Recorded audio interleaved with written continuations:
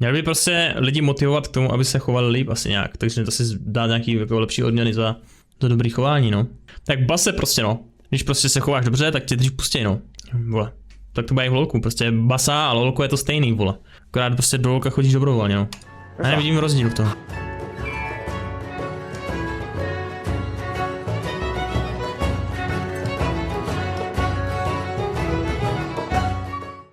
Chování hráčů. Chování hráčů, už to je o vás, vole, vy debilové. Zítra už? Si kokují. Hi, I'm Westhart, head of player dynamics here at RIOT. Hi, I'm Hannah. I'm the head of the behavioral systems team. Týpek, vole, přežil 80, 90 a teď vyvíjí hry pro RIOT, vole, bych řekl. On League of Legends. To byla i ve Stockholmu. What better way to start off a new year than to talk about player behavior? This topic is never easy to talk about.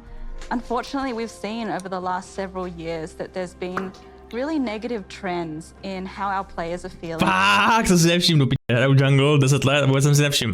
About player behavior. There's definitely a lot more work to do, and I will say that again and again. Just to speak a little bit. Zbývá spousta práce, ano, zabanovat hodně lidí. Hodně, všechny, co hrajou lineu, bych zabanoval, kromě junglerů. What has your team been working on? What has made maybe the biggest impact as far as we can tell so far? One of the big things that we released Co z ní vypadne? is an auto-mute feature. To už vím, no. Which automatically mutes players using inappropriate language in-game when it happens. And so that message will not be sent and players Tak napíše, vole, že se shit, akorát místo i dá vykřičník.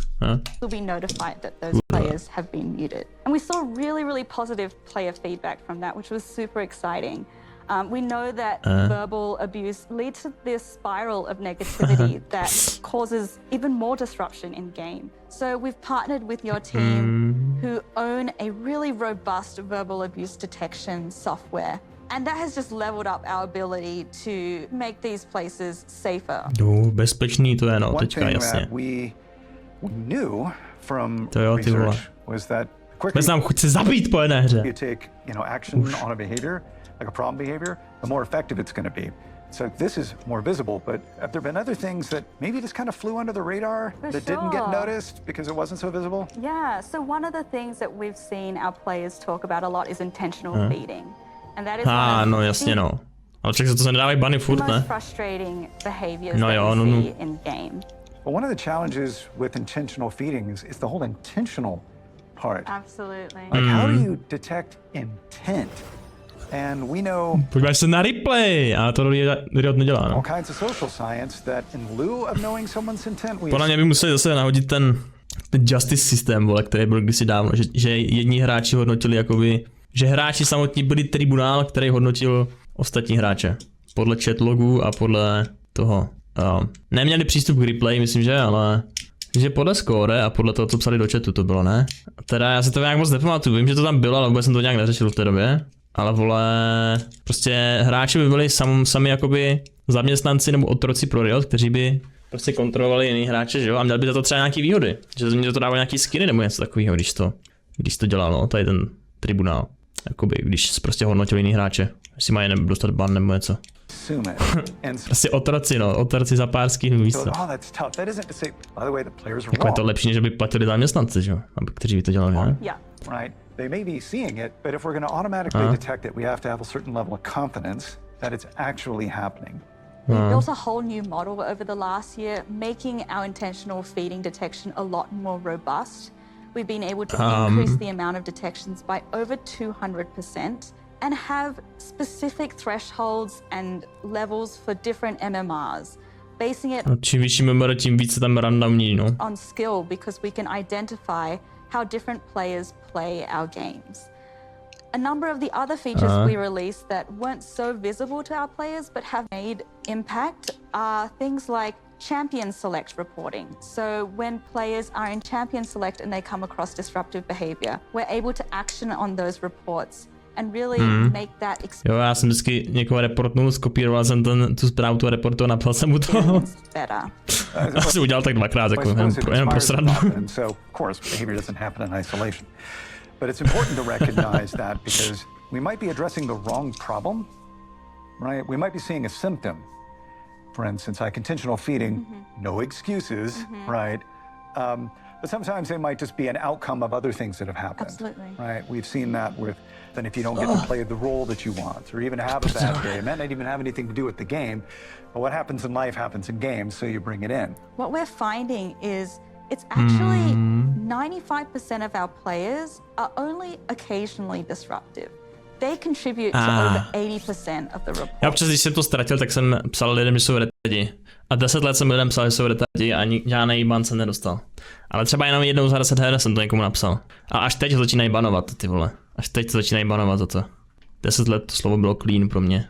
Which means the vast majority of disruptive behaviors are done by all of us, you and me. We get tilted in games. Indeed we do.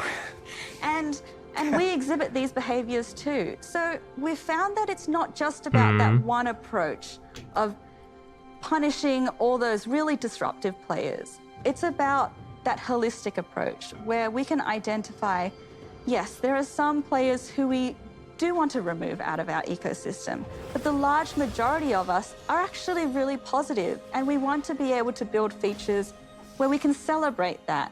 Quite often when we talk about like the player dynamics space, we're describing it as we want to make it safe to be social and more rewarding online for everyone. Yeah, absolutely. Some of the really great things that Když budu hodnej, dostanu skiny, prosím.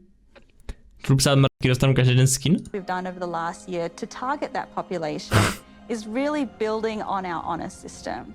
So we increase the rewards significantly with a new skin that is... Ten jsem huntil měsíc v kuse jsem hrál rankedy, měl jsem honor level 4, 2 checkpointy, měsíc v kuse jsem spamoval jungle, nedal jsem to.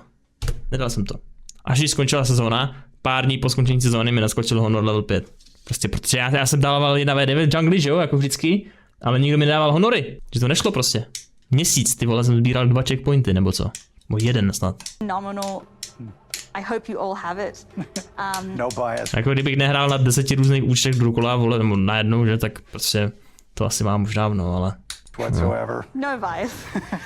On a recall VFX as well, where our players can really showcase their honor in game, even if they don't necessarily play with that champion, play with that skin. We make games. We're not trying to police this space. Like we want these to be great game experiences. Jste měli, vole. Jste měli zvolat gestapo. Figuring out what our role is. Like when I look back on League, it's not what like we made. It's those great esports moments, right? Or it's the teams that were playing and the audiences. They got so excited about this. That's we could really come together and do something. Those kinds of moments. Just cosplayers. To jsem já. Creativity, how they bring the world that we put into our game. Já jsem cosplayer, kurva, co to je za cosplay tady to? Týpek za KDA Akali a... Cože? Ten Rakan, kámo, s tou chlupatou hrudí. Ty vole, to je Gnár? Ty vole, jaký má břišáky ta holka, kámo, co ti jebe? Dej se na to. Tak Gnár nejpá špatně, že? Úplně, jakože. Ten nakreslený jako asi, jo, že? Life, it's incredible. And so when we think about community's involvement, like, yes, we know we're gonna need to deal with the negative stuff. Reducing bad does not create more good, any more than reducing sodium in your diet doesn't make our food more nutritious. So we gotta do both, because otherwise we're kind of aiming for neutral. And that's not why any of us come to games. I mean, anybody who's played League to any extent. Měl by prostě lidi motivovat k tomu, aby se chovali líp asi nějak, takže to si dá nějaký jako lepší odměny za dobrý chování, no. Tak base prostě, no. Když prostě se chováš dobře, tak tě dřív pustí, no. Vole. Tak to bude i v Lolku, prostě basa a Lolko je to stejný, vole. Akorát prostě do Lolka chodíš dobrovolně, no. A nevidím rozdíl v tom. High mastery curve, right? And you're never done. But it's that possibility, right? That brings us to this. I mean, we see that in our games. It's what we all share in this culture. It's like, yeah, we come for the possibility.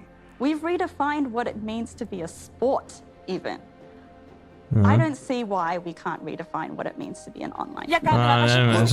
Já se furt jakoby bráním tomu slovíčku, říká tomu sport, nebo jako e-sport asi je lepší, no, ale furt se mi tam nelíbí to slovo sport, protože jakmile to slyší někdo, kdo to nezná a ví, že to jsou počítačové hry, vole, a slyší slovo sport k tomuhle, tak prostě, vole, nevím, no, jako chápu, proč se to lidem nelíbí, že? What are your thoughts about what's next? So we're so excited for 2023. There's so many learnings that we can pull from. Things like the feedback loop with our players. So players really seeing in that moment, what was the behavior that caused the disruption, and taking action on that immediately or as soon as possible so players understand where we define what the behavioral expectations are in game. Having ways for our players to contribute to those expectations and really appreciating them for when they do so. Because as you said, it's a co-created community, it's a co-created space. We want our players to be able to contribute as much as possible to making it a community that we're all really proud to be a part of. My dream is to have League be a place for the community and a place where we are all wanting to contribute to this community. And we're proud to. And we're also proud to invite our friends and our family and everyone we love to this great Jasně, mamu, babku tam pozví do toho Lolka, jo.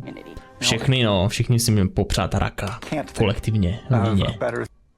Theme, like, to start off a new year than possibility. And so I suppose with that in mind, thank you very much for joining us. We appreciate you listening. We can't wait to continue this conversation with you all. Stay honorable out there. Už, radši.